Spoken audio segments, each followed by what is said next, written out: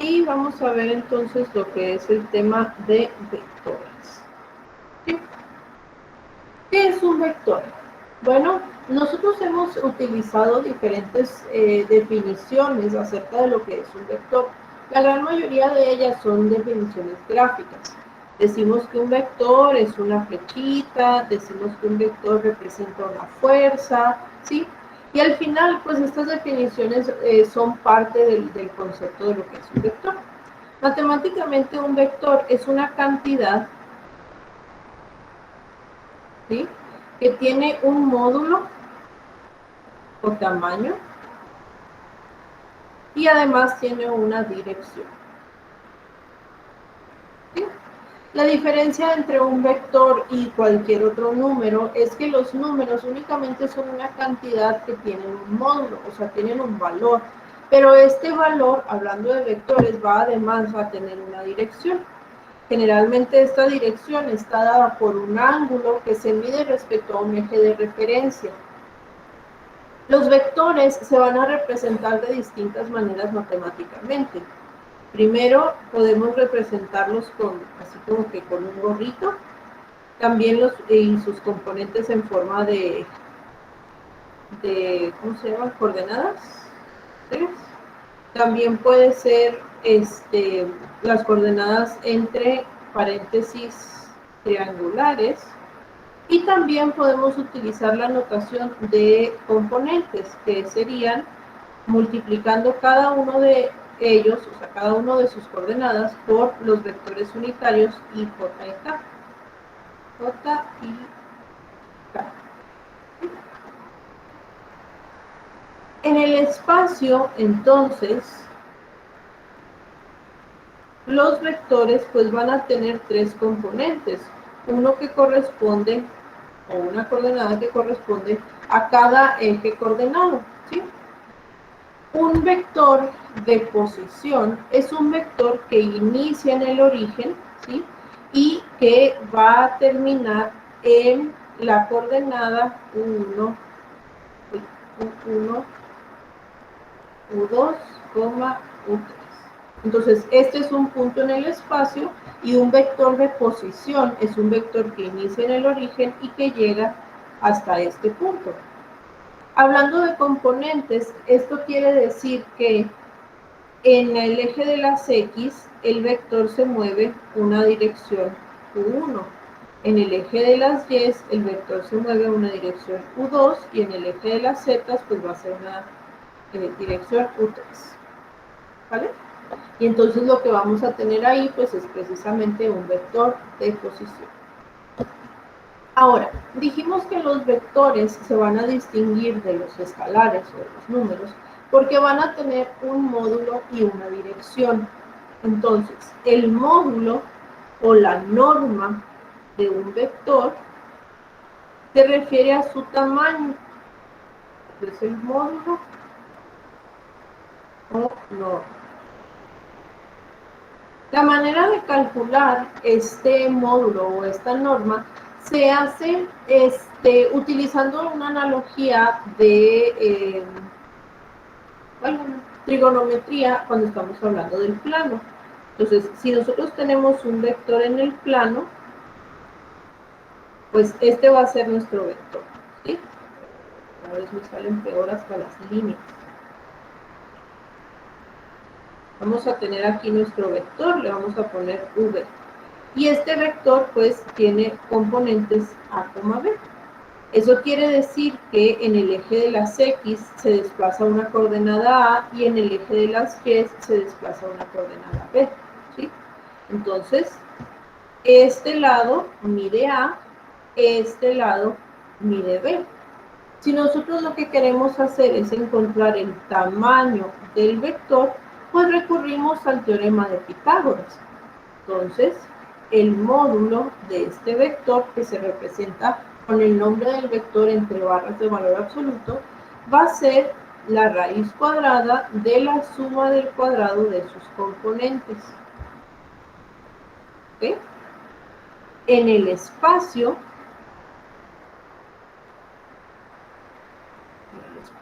igual vamos a tener nosotros un vector, vamos a llamar V, Y aquí va a tener componentes V1, V2, V3.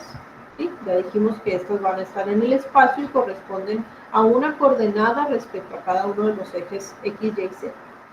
Entonces, en el espacio, el módulo del vector pues va a ser análogo a lo que sucede en el plano. La magnitud o la norma de este vector va a estar dada por la suma del cuadrado de sus componentes. La diferencia aquí, pues es que aquí tenemos 3 componentes, ¿verdad?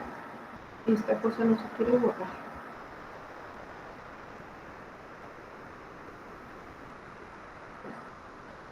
Estaba un poco trabajo. No, quién sabe qué le pasó. Ok, imagínense que lo voy a tachar porque no sé por qué no quiere borrar. Pero la magnitud va a ser entonces la raíz de la suma del cuadrado de sus componentes. ¿Ok? Ahora, ¿qué podemos decir acerca de la dirección de un vector? Bueno, otra vez, cuando estamos en el plano, ¡ay, no quiere servir el borrador! Puede ser que porque mi pantalla esté toda sucia. No sé.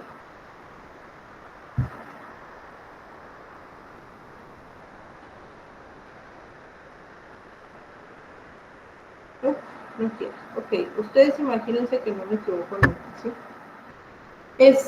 Cuando estamos en el plano y nosotros tenemos un vector que está aquí representado otra vez por V, la dirección de este vector va a ser el ángulo que se mide desde el eje de las X positivo. Y este ángulo se conoce como ángulo θ, ¿sí? Para encontrar este ángulo, pues otra vez hacemos uso de la trigonometría. Sabemos que si las componentes del vector son A, B, pues entonces que este es A, ¿sí? O sea, este lado mide A y este lado mide B. Entonces, aquí podemos hacer uso de la función tangente para encontrar el ángulo del vector. Este ángulo que lo que me da es la dirección medida respecto al eje de las X positivas, ¿sí? Entonces, en este caso, pues el ángulo del vector o la dirección va a ser arco tangente de la componente Y sobre la componente X. Algo similar va a suceder cuando estemos en el espacio. Nada más que aquí, pues el vector ya no se va a posicionar únicamente respecto a uno de los ejes. Va a ser B1, B2, B3. ¿Sí? Ya no se va a posicionar respecto a uno solo de los ejes, como en este caso, porque nosotros podemos decir cuál es el ángulo del vector respecto al eje de las X positivo, pero pues eso no nos dice cómo se posiciona el vector respecto a los otros dos ejes. Entonces, para encontrar la posición o la dirección de un vector en el espacio, vamos a recurrir a algo que se llaman cosenos directores.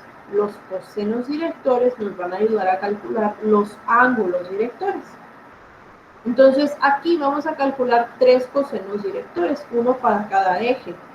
Vamos a tener nosotros un ángulo que se mida respecto al eje de las X positivas, y este ángulo se llama ángulo director y se llama alfa. Entonces, el coseno de alfa va a ser igual a la componente en X del vector sobre su magnitud. Luego vamos a tener otro ángulo que se mida respecto al eje de las Y positivo, y este ángulo se llama beta.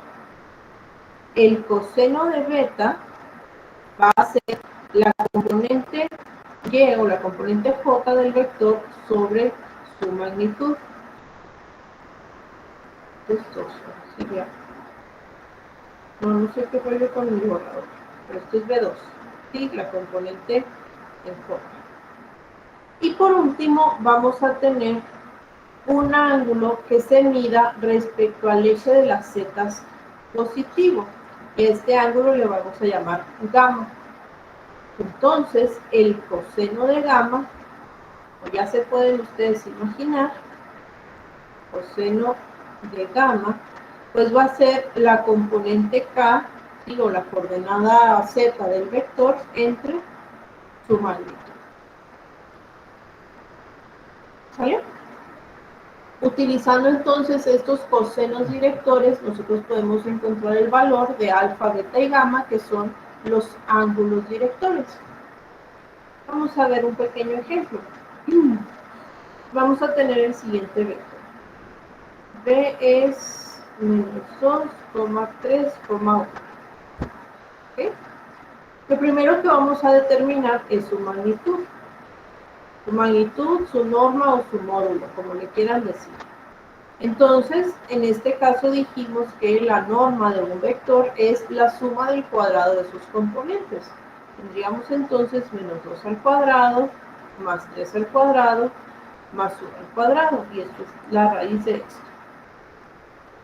Entonces, esto me va a dar la raíz de 4 más 9 más 1, que es raíz de 14.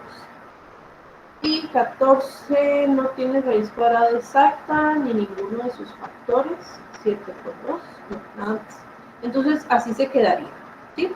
La norma o magnitud, como le quieran decir, es raíz de 14. ¿Cuál es su posición en el espacio? Bueno, para ello vamos a calcular los ángulos directores. ¿Sí? Entonces, primero que nada, haríamos el coseno de alfa. El coseno de alfa va a ser la componente y del vector sobre la magnitud. El coseno de beta va a ser la componente j del vector sobre la magnitud. Y el coseno de gamma, pues va a ser la componente k del vector sobre la magnitud. ¿Okay? A partir de aquí, pues vamos a poder nosotros calcular los ángulos directores. Entonces, el ángulo alfa sería raíz de 14 y coseno de esto son 122.3 grados. El ángulo beta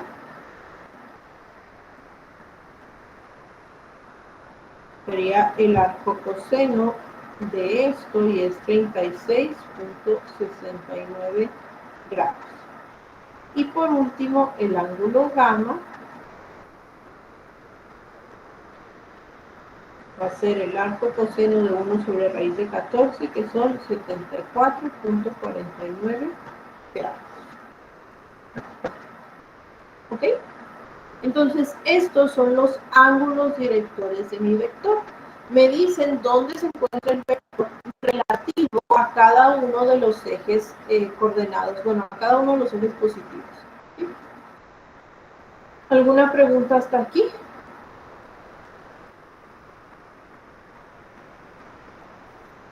Para sacar los cosenos de los catetos alfa, beta y gamma, primero tiene que sacar los ángulos, bueno, ¿cómo le explico? Pues el proceso anterior, el que había hecho, maestra. Sí, para sacar esto, aquí hace esta operación, ¿sí? Menos 2 entre raíz de 14 y hace el coseno inverso de eso. O sea, al final alfa, pues es arcocoseno de menos 2 entre raíz de 14.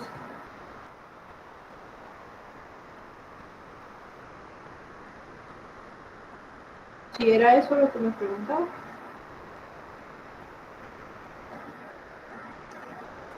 Sí, bueno, pues que usted primero sacó en los ejercicios de arriba el 14, ¿no? Para seguir con el siguiente procedimiento. Así es, como para los cosenos necesitamos conocer la magnitud, pues primero tenemos que calcular la magnitud, que en este caso nos da raíz de 14. ¿Sí?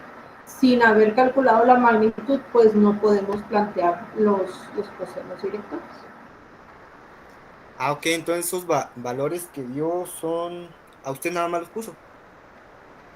¿Cuáles valores? Los que yo les... Los de, sí, esos. Sí, pues es un vector que nos da un vector, aquí en en este caso es menos 2,3,1, y de este vector necesitamos calcular su magnitud, que ya lo hicimos aquí, y su dirección, pero su dirección pues va a estar dada por los tres ángulos directores. Son estos.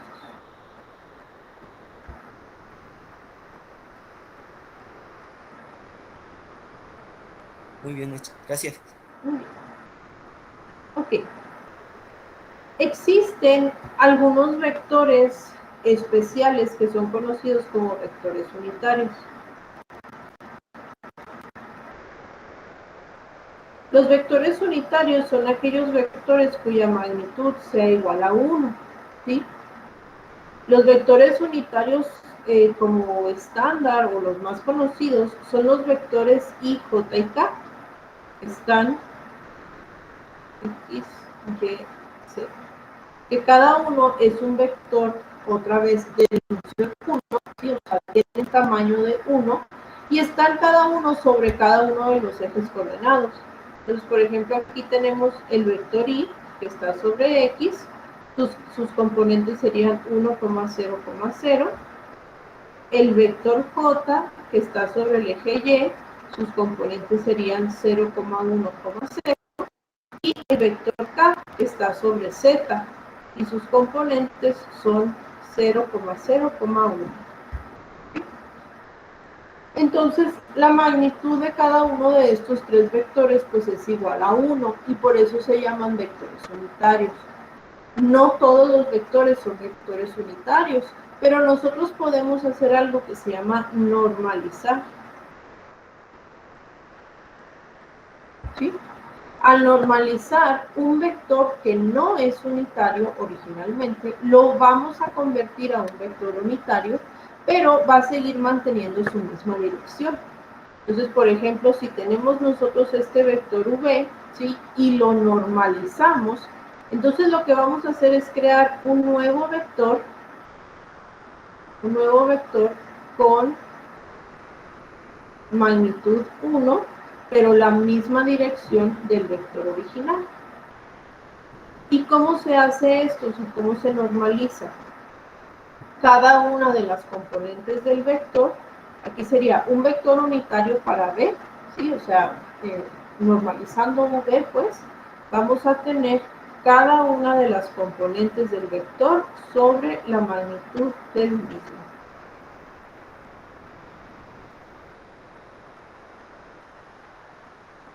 Por ejemplo, si tenemos nosotros el siguiente vector, vamos a decir que es 0,1, menos 3. ¿Sí? Primero vamos a verificar si este vector es o no unitario, y para ello pues calculamos su magnitud.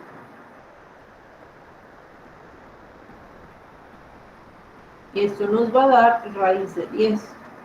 Evidentemente, pues raíz de 10 no es igual a 1, ¿sí? Entonces, este vector, el vector v, no es unitario. Pero nosotros podemos normalizar este vector para construir un nuevo vector que sí sea unitario, pero que tenga la misma dirección del vector original. Y para ello, lo único que tenemos que hacer, pues, es dividir cada componente entre la magnitud del vector.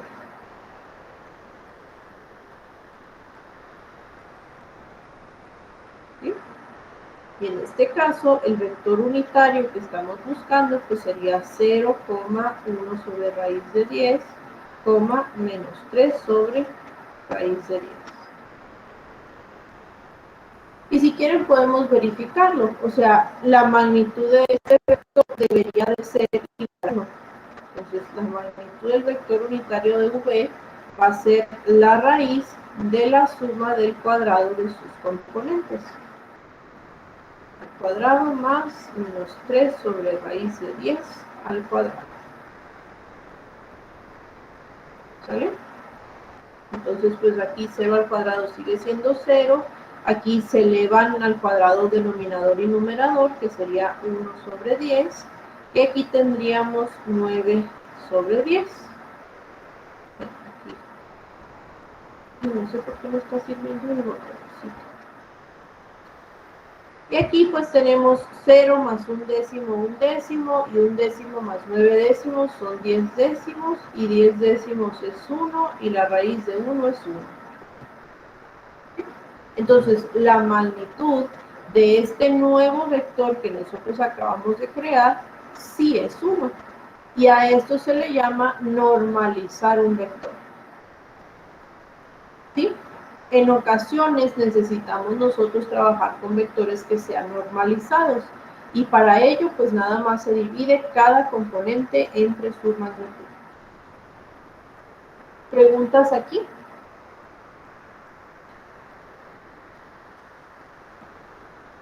¿No? Muy bien. Vamos a ver de manera así sencilla cuáles son las operaciones básicas que se pueden hacer con vectores. La primera de ellas es la multiplicación por un escalar. ¿Sí? Un escalar, a diferencia de un vector, pues es un número normal, ¿sí? Que no tiene una dirección. Este número, como es un número real e incluso puede ser un número complejo, si así lo definimos, ¿sí? Aquí solo vamos a tratar con reales. Este número, al ser un número real, pues puede ser positivo, negativo, o, perdón, una fracción, un número entero o incluso el cero. Si nosotros tenemos un vector, V1, V2 y V3, al multiplicar este vector por un escalar dado, lo único que tenemos que hacer es multiplicar cada una de las componentes por el escalar. Entonces tendríamos K por V1, K por V2 y K por V3. Por ejemplo, si tenemos nosotros el vector 3i menos 2j más k, y decimos que lo vamos a multiplicar por menos 5, ¿sí? Pues vamos a tener que hacer menos 5 por 3 más menos 5 por menos 2 en j más menos 5 por 1 en k. O sea, el menos 5 lo multiplicamos por cada una de las componentes del vector. Y esto nos daría menos 15i más 10j menos 5k. Un nuevo vector, ¿sí? Que va a tener la misma dirección, pero bueno, no, más bien, puede cambiar su magnitud y puede cambiar su dirección. De hecho, vamos a ver qué sucede. Cuando nosotros tenemos un vector en el espacio, bueno, lo voy a dibujar en el plano para que se alcance a ver un poquito mejor, ¿sí? Entonces vamos a suponer que nosotros tenemos un vector v. ¿Okay? Si nosotros multiplicamos este vector por un escalar que sea mayor a 1, entonces lo que sucede es que el vector va a crecer. O sea, su dirección se va a mantener, pero el vector se vuelve más grande en su magnitud. Si nosotros multiplicamos este vector por un escalar que esté entre 0 y 1, es decir, una fracción, entonces el vector va a encoger. ¿Sí? Va a mantener la misma dirección, pero se hace más pequeño. Y si nosotros multiplicamos por un escalar que sea negativo, entonces el vector va a cambiar de dirección. ¿Sí? Cuando multiplicamos por un número negativo, entonces la dirección del vector se invierte, se va completamente en sentido contrario. ¿Ok? En este caso, por ejemplo, como multiplicamos por menos 5, pues la magnitud, la dirección de nuestro vector original se invierte y también su tamaño cambia. ¿Sí? Entonces es un vector más grande, pero que va en el sentido contrario. Otra de las operaciones que podemos realizar con los vectores es la suma. ¿Sí? Si nosotros tenemos dos vectores,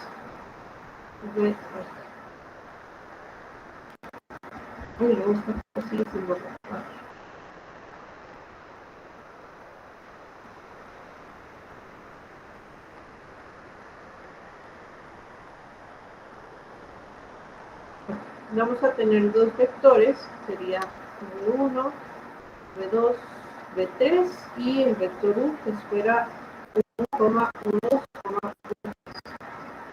Entonces, la suma de ellos corresponde a un nuevo vector que es el resultado de la suma de las componentes. Es decir, V más U1, V2 más U2 y V3 más U3.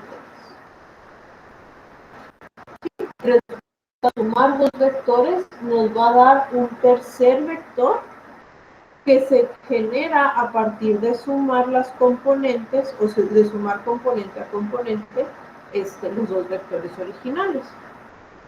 Por ejemplo, si tenemos aquí que V es menos 5,3,1 y U es igual a 2, menos 1,0 y lo sumamos, V más U, pues tendríamos menos 5 más 2, 3 más menos 1, 1 más 0. Esto sería entonces menos 3,2, 1. ¿Sí? Un tercer vector que es el resultado de sumar cada componente de los dos vectores originales. Y algo muy similar va a suceder con la resta. Nada más que en la resta, pues en lugar de sumar las componentes, pues se van a restar, ¿no? Aquí sería V1 menos U1, V2 menos U2 y V3 menos U3. Entonces, por ejemplo, con los mismos vectores que pusimos aquí, si nosotros los restamos, si hacemos V menos U, pues tendríamos menos 5 menos 2, 3 menos 1, 1 menos 0. Entonces vamos a obtener un nuevo vector cuyas componentes serían menos 7,4,1. ¿Vale? ¿Alguna pregunta en estas operaciones? ¿Lo podré dejar tantito, maestro, para tomar un apunte? Sí, claro que sí.